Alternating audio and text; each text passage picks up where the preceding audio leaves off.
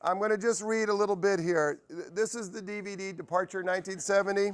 I'm just going to read this video that I hold in my hands.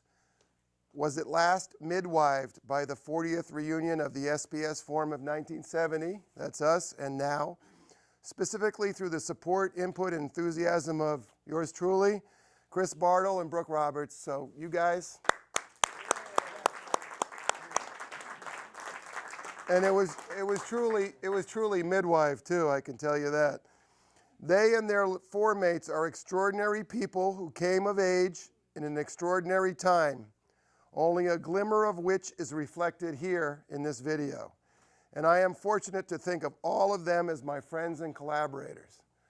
So without further ado, I'd like to introduce Tom Eichelhart. First of all, none of this would have happened without Steve Crandall. One more time, please. Thank you. Steve is frankly the heart and soul of a project like this. And it's been great to get to know him and Chris and Brooke through this time. I promised to keep it to 1 minute, and because I wanted to acknowledge a few things. First of all, as to your expectations, whatever Steve has said about the film has been a complete lie. It's not anything like you said it was. I want you to keep in mind that I shot all of this footage when I was 18 years old. A lot of it's really bad, but we did the best that we could with it. I want to assure you also that I captured a lot of really bad behavior back in 1969, 1970, but all of it's safely locked away. But it seems only fair that everybody in this room report tomorrow morning after chapel for Work Squad with Mr. Chapin. And also those who aren't here, to Work Squad tomorrow also, tell them please, Andy Thomas, Rick Perot, Chris Charles, Harry Langenberg, Ben Franklin, and Dave Shang for his editorial in The Pelican about revolution. Okay? Work Squad tomorrow morning, please. Okay.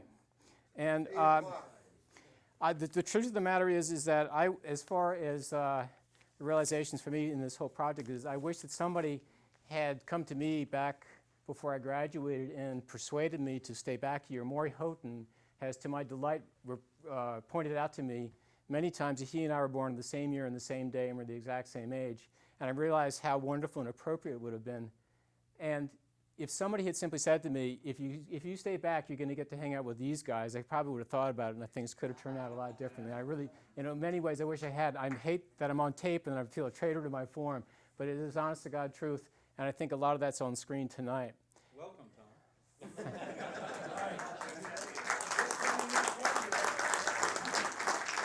finally came out. I humbly beseech you and thank you.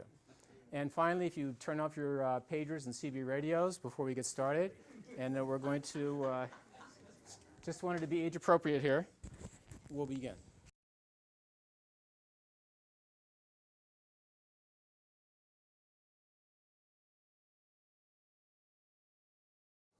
Brings a tear to my eye.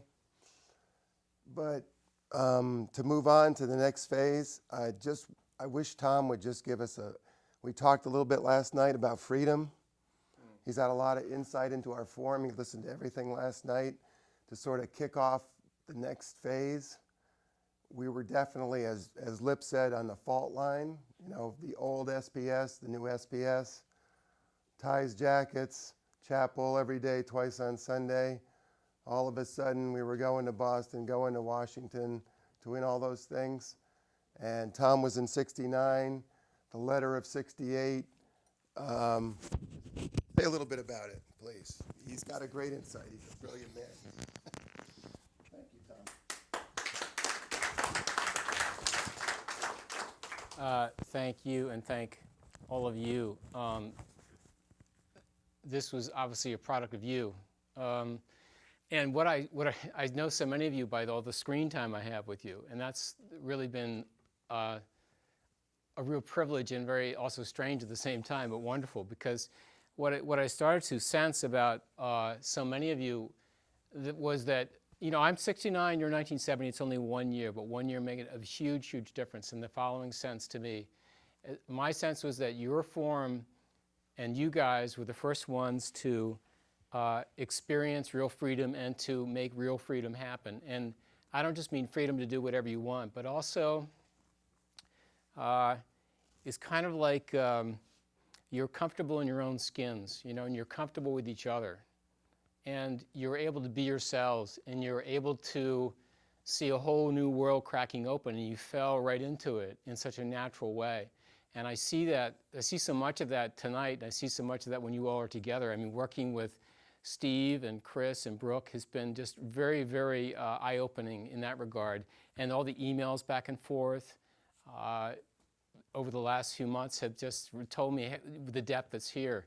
And there, you know, you've all talked about Band of Brothers. Well, there is definitely a brotherhood here, and there's a tremendous amount of heart here, and I think you all need to know that. I think you need to know that it stands out, it's really evident, and it's very, very special. And if you are on the fault line's a unique place to be, and you're on it.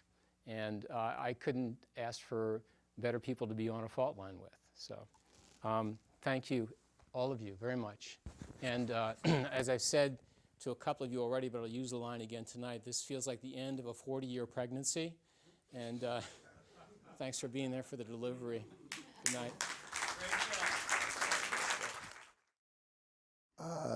I think our challenge as a forum, you know, knowing what we know, what we expressed last night in words, what we saw tonight in pictures and words, means that, you know, we're on the fault line. And I really think we have an opportunity to do something for the school, you know, as a forum, to create something better going forward.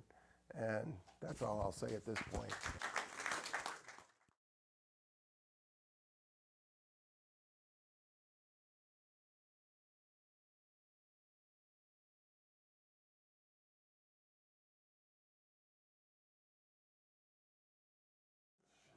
I think last night was a really good perspective on who we are, where we've been.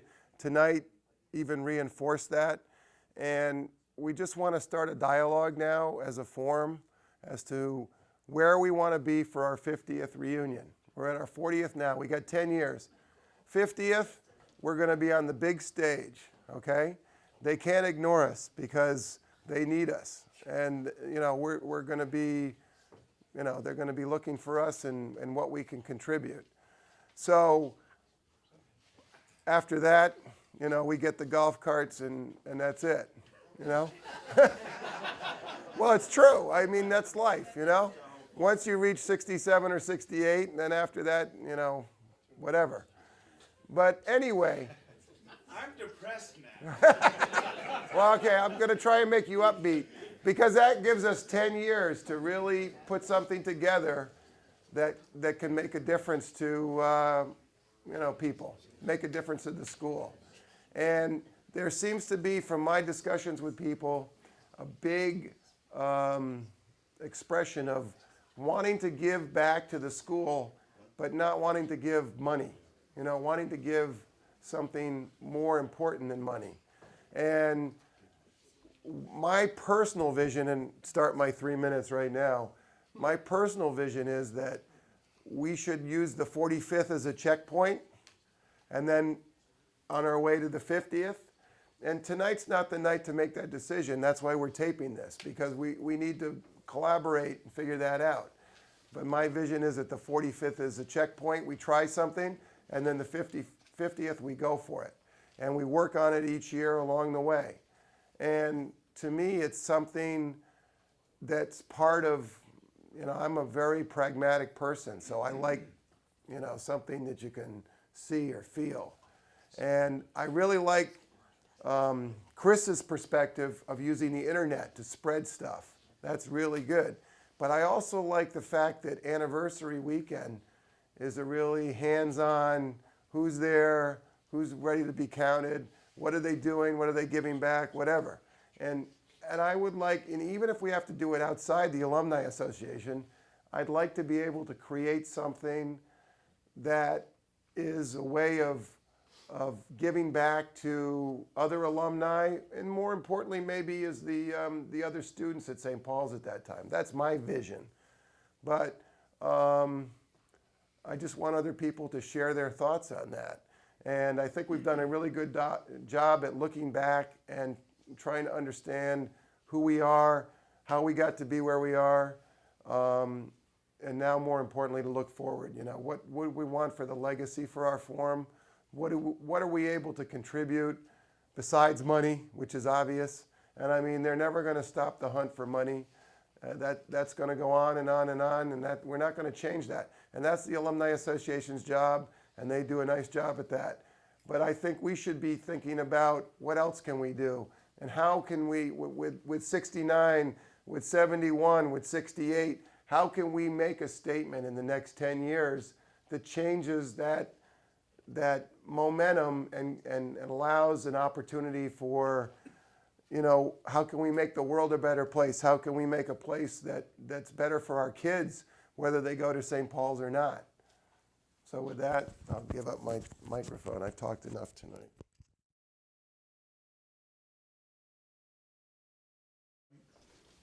When Mark passed away, one of the things that happened that I thought was really remarkable, and this was basically because of the internet, was all of a sudden everybody was talking. And, you know, obviously Mark was one of the most universally loved members of the class. And so in some ways it was easy. But the bottom line was there was suddenly people who hadn't talked in a long time were communicating rapidly, you know, many times in the course of the day. And I thought that was wonderful. And I also thought that at a point I began thinking, though, about the other people in our class who passed away. I had no idea what happened to Jerry McInerney. And tonight, watching the movie, actually it was remarkable to see how many pieces he had written for the Pelican. I was unaware of that. You know, there's Chris Carson's, Simmons Leonard, I happened to meet after, you know, college out in California through a friend of Don Lippincotts and myself. And Simmons was a wonderful guy. I had some great times with him. He was a wild man, but he was a wonderful and generous guy. And Dave Madison, I have no idea what happened to Dave, and I had not a lot of contact with him, but he, you know, I think we had contact with everybody at some point in our time there. And I'm forgetting one other person, I think, from our class, and then had contact with P.J. Miller's sister a lot and things like this. But anyway, the bottom line was that we had no awareness of what had happened to these other people, and I felt a little bit guilty, feeling so much for one person and just having no understanding or knowledge of these other people. And then, as we talked about, like, what to do for Mark, all of a sudden, because I had a brother whose wife had died and left 3 very young children, that experience basically taught me that the most important thing was those kids. And at the funeral, I kind of felt like what we all needed to be thinking about was, you know, the person that Mark being gone, the people he most cared about were his kids. And was there something that we could do for his kids? And then, by extension, our kids. And so I think about, you know, how I can make the world a better place for my kids.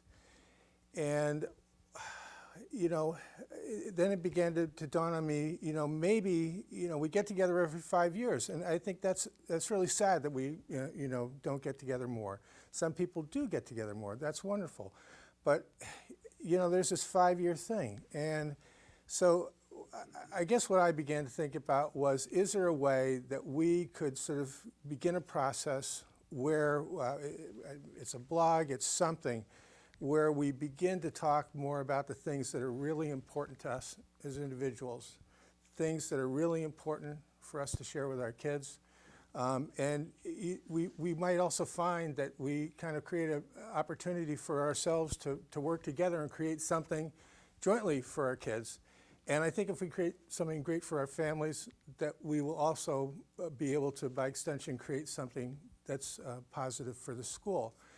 And anyway, one thing I had mentioned was TED.com, simply because I thought it was sort of remarkable that they would bring some of the best people in sciences, arts, entertainment, whatever, from all around the country, but they had to speak in 18 minutes or less about what was the most important thing that they had learned in life, the most important thing to them. And that sort of seemed to fit with the notion of what's the most important thing. I mean, if you have 18 minutes to share the most important thing with your kids, what would that be? So I guess basically I'm looking at the fact that generally the school wants a financial donation, but people are beginning to think, if you think of the triple bottom line and things like this, people are thinking more about not just, capital, but natural capital, social capital. There are other things that we could be, doing for the school. And so anyway, that was my thought. But I think everybody in this room has got something that's important to them, something that matters, and something, that I think we could all learn from them. So that's that. Thank you.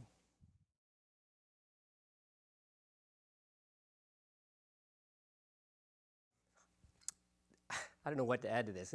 This is the kind of thing that's a great conversation to have and to start. It's a really hard conversation to rein in and to kind of focus on.